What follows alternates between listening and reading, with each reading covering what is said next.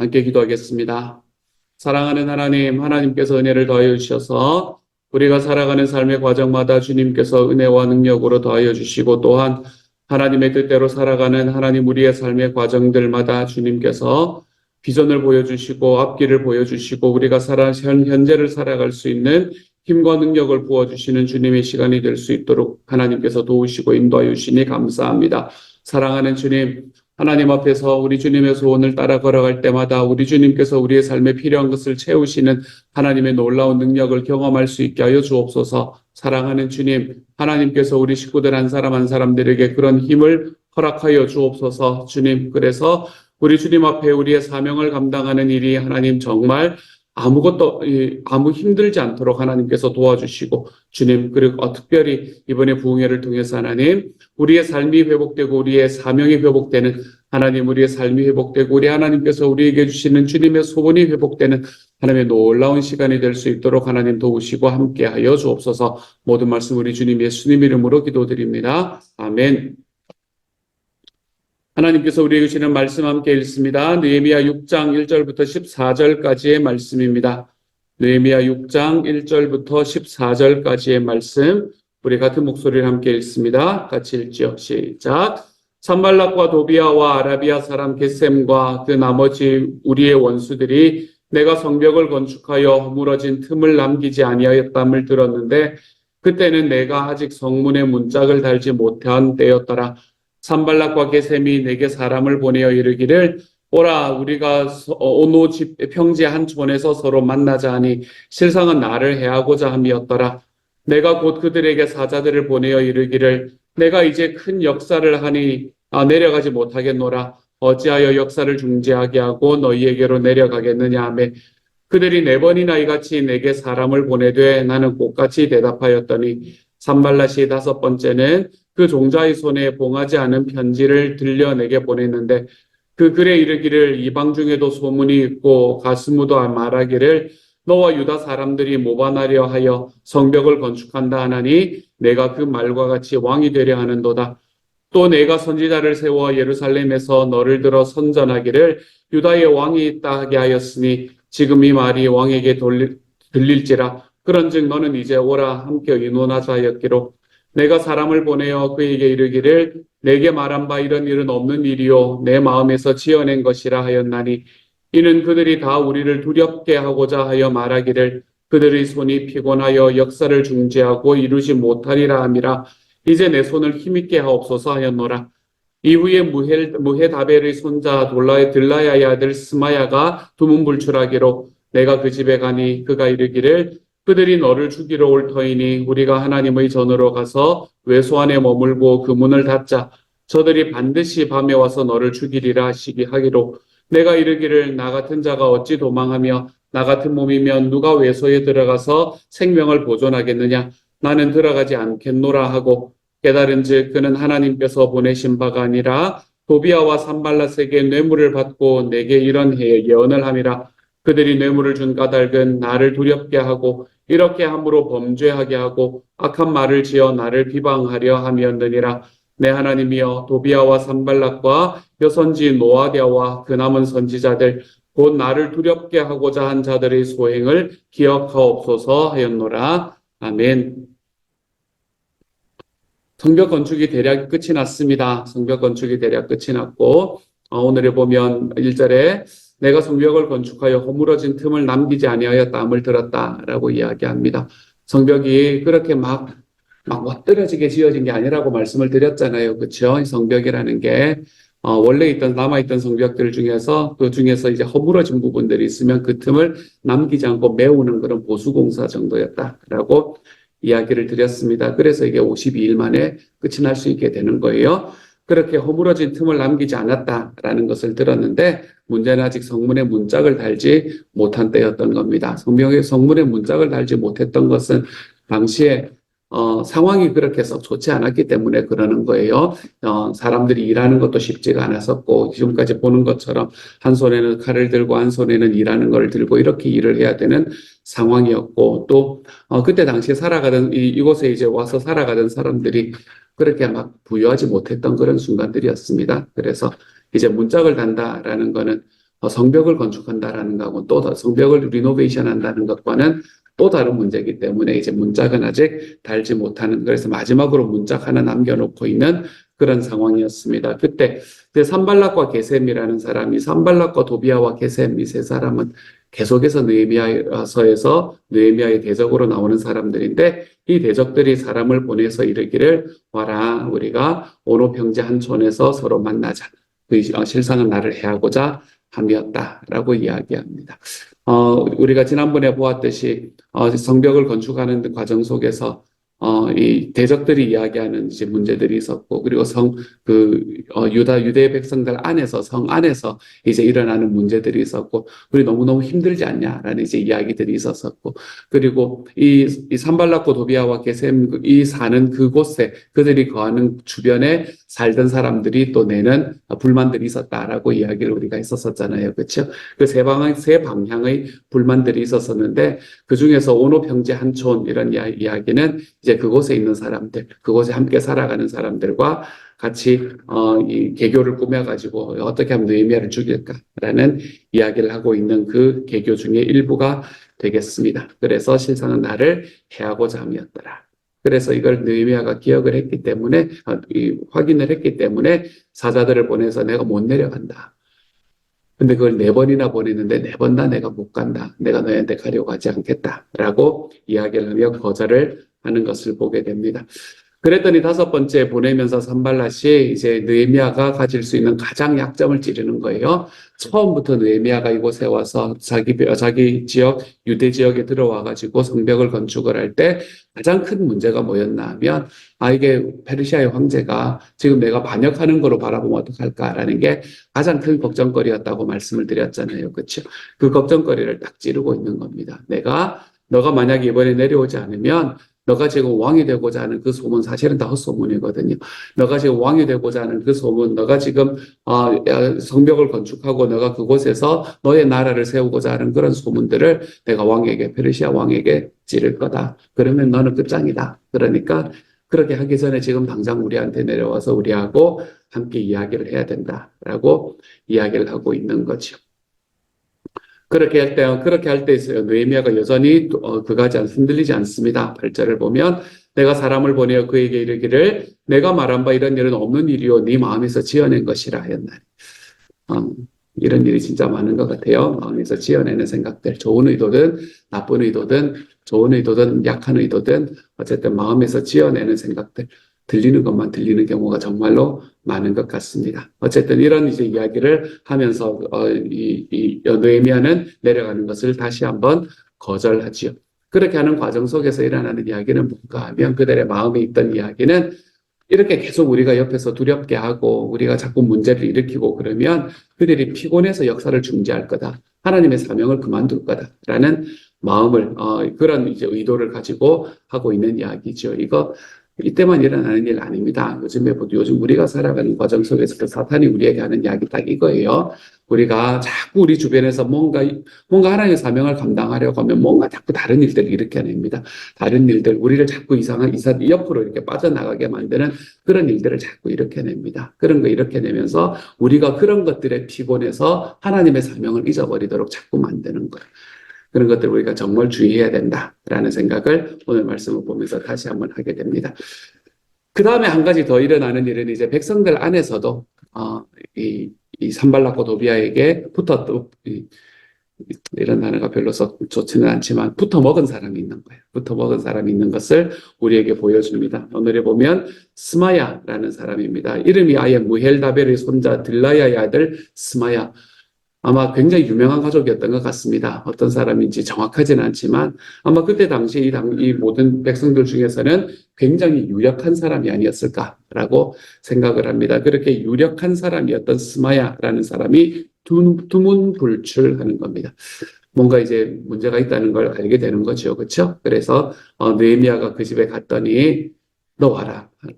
너 지금 목숨 위험하니까 너 하나님의 저 외소원에 들어와서 우리가 여기에서 좀 숨어 있어야 된다. 이렇게 이야기를 하는 거죠. 그랬더니 느헤미야가 그것도 하나님께서 주신 지혜로 분별해내면서 내가 어찌 나 같은 자가 11절에서 이야기하는 것은 지도자가라는 이야기입니다. 내가 백성 전체를 지도하는 사람인데 내가 백성 전체의 리더인데 내가 그런 리더가 어찌 도망하여서 외소에 들어가 있겠느냐. 그런 백성들이 어떻게 지금 내가 백성들에게는 싸우라고 이야기를 해놓고 한 손에는 칼을 들고 한 손에는 그거를 하고 이 건축할 것을 들고 그러고 건축하자고 이야기를 해놓고 나 혼자 도망가 있으면 내가 도대체 하나님 앞에 사람들 앞에 어떻게 보이겠냐. 나 도망 못 간다. 내가 도망가서 그곳에 머물러 있는 거 나는 못한다 라고 이야기를 하면서 그것도 거절해내지요.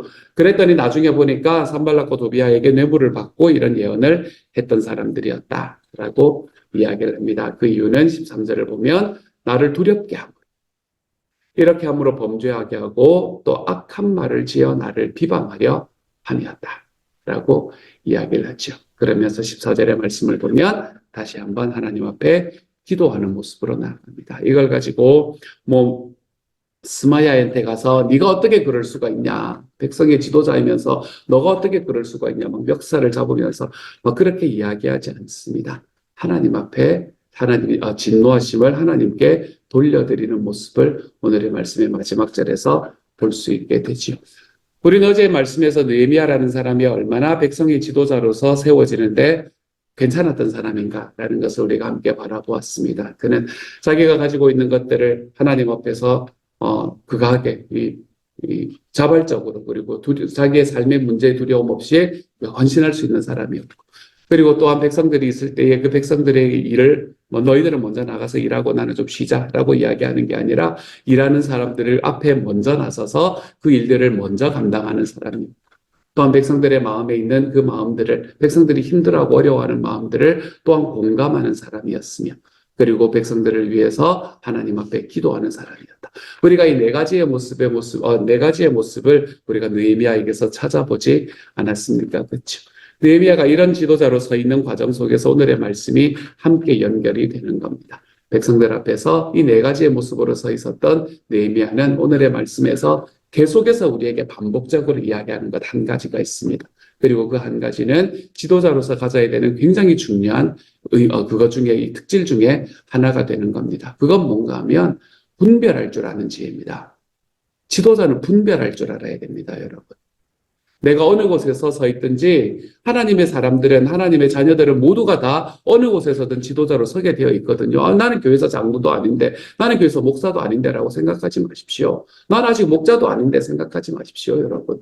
하나님의 사람들은 모두가 다 주님 앞에 지도자로 서는 사람들이 될 겁니다. 그렇게 하나님 앞에서 자녀로 서 있는 하나님의 사람들이라면 분별할 줄 아는 지혜를 우리가 좀 가질 수 있어야 됩니다. 삶 속에서 내 삶에 일어나는 일들에 대해서 분별하는 지혜, 내 삶에 있는 삶의 어려움과 아픔들이 나에게 다가왔을 때에 이것이 내 삶에 왜 일어났는가라는 것을 좀 분별할 줄 아는 지혜. 하나님 앞에서 내 주변에서 이야기가 들릴 때에 어떤 이야기들을 통해서 내가 누군가를 판단해야 되는 자리에 내가 서게 된다면 내가 그 과정 속에서 하나님 앞에 기도하면서 그 사람이 어떤 사람인지를 분별해낼 수 있는 지혜. 여러분, 이런 지혜들이 우리의 삶에 필요합니다. 우리가 누군가 이야기에 이끌려서 내가 이 이야기를 들을 때는 이곳에 내 귀를 주고 내가 누군가의 다른 이야기를 들을 때는 거기에 내 귀를 주고 그리고 나중에 가서 내가 그 사람을 잘못 봤다라고 하는 이야기를 우리의 삶에서 점점 좀 줄여나갈 수 있는 지혜.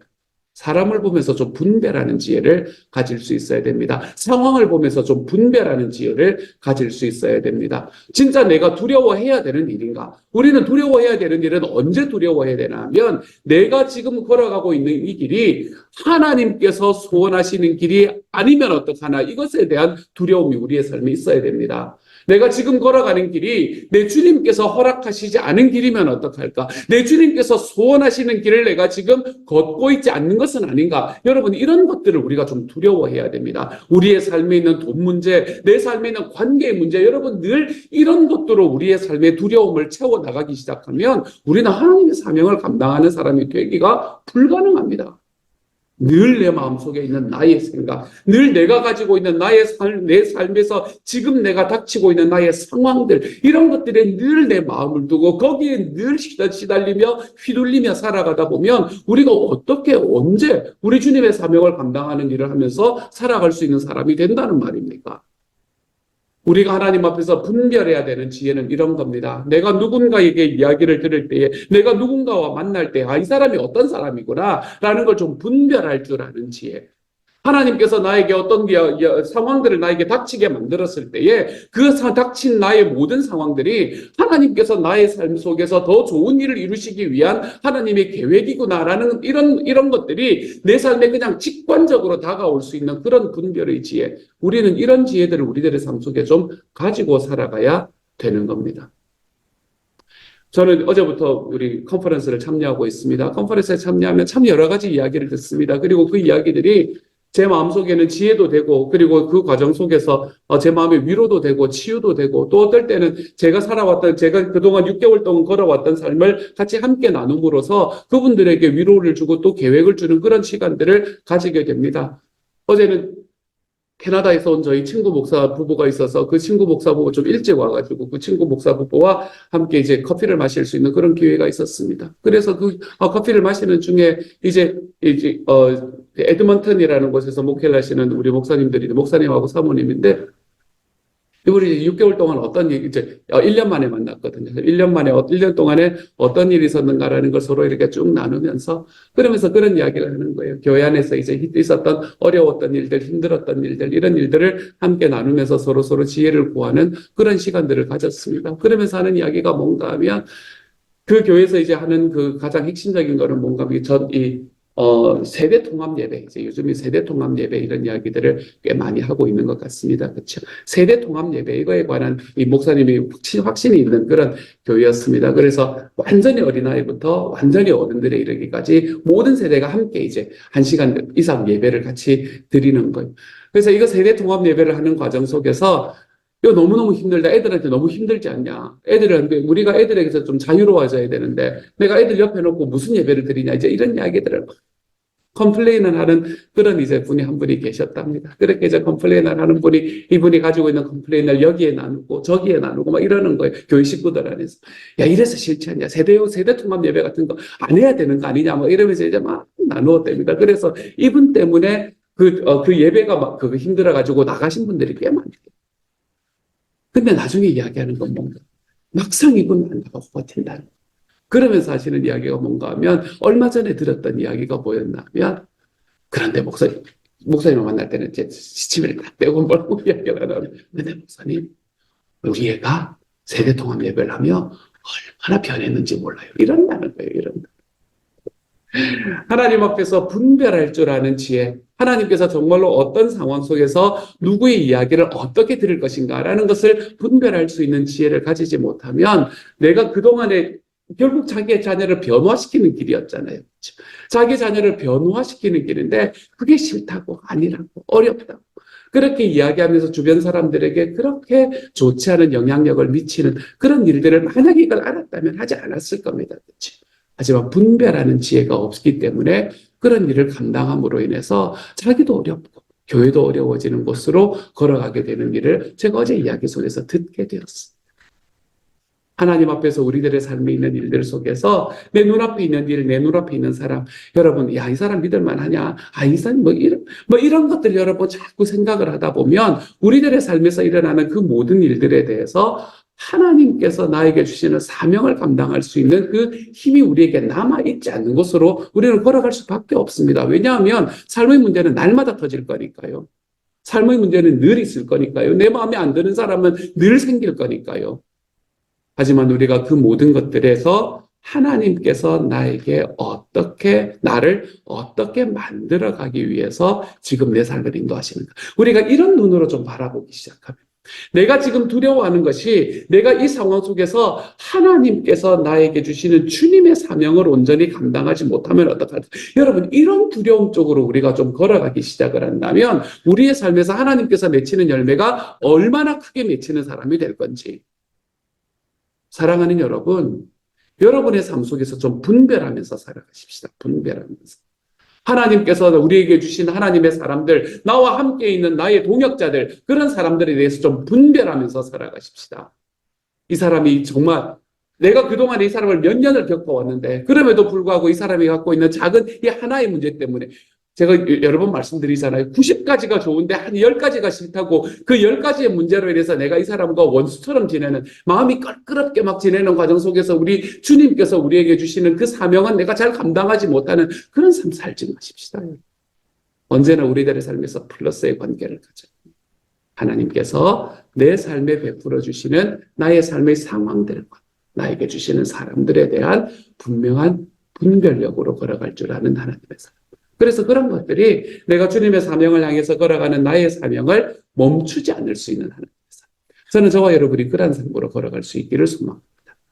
하나님께서 느헤미야가 걸어가는 이 모든 길에서 느헤미야가 산말락과 도비아와 겟셈이 그에게 계속해서 그를 꼬시고 그를 계속해서 두렵게 만들려고 노력하고 막 힘들게 만들려고 노력하는 이 모든 상황 속에서 여러분 성벽이 건축되는 이 사역이 단 한순간이라도 쉬었습니까?